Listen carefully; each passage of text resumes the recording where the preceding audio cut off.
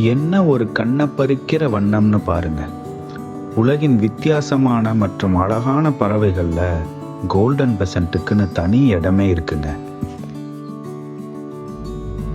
கவர்ச்சிகரமான தோற்றத்துக்கு பெயர் போன இந்த பறவை மத்திய சீன காடுகளுக்கு சொந்தமான பறவை.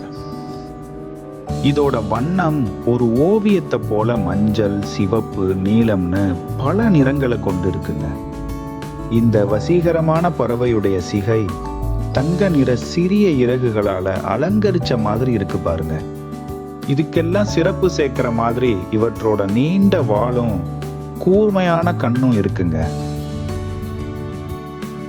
இந்த பறவைகள் காடுகள் நிறைந்த சூழல்ல, குறிப்பா மூங்கில் நிறைந்த பகுதிகளிலேயே வாழ்விடமா கொண்டிருக்கு.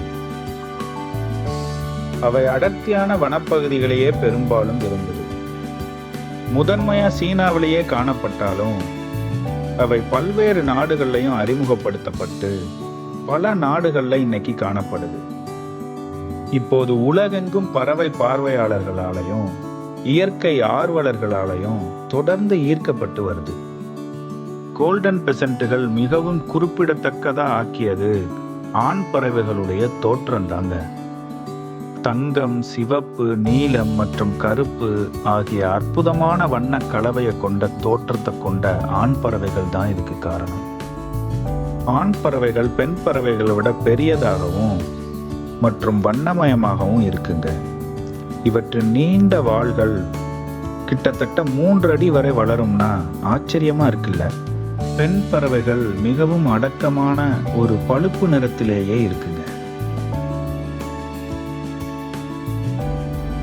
இந்த பறவைகள் கல்லிஃபார்மிஸ் வகையை சேர்ந்த பறவைகள். அதாவது மயில், வான்கோழி, காட்டுக்கோழி, கின்னிக்கோழி மற்றும் இன்னும் பல பறவைகளை உள்ளடக்கிய ஒரு பறவை வகையை சார்ந்தது.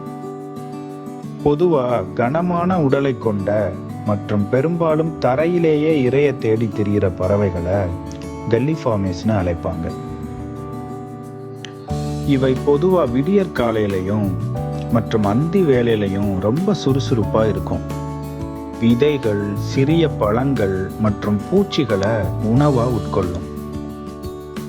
இனப்பெருக்க காலத்துல ஆண் பறவைகள் தங்கள் இறகுகளை கொப்பளிச்சு ஒரு வித்தியாசமான நடனத்தை ஆடி துணையை ஈர்க்குது.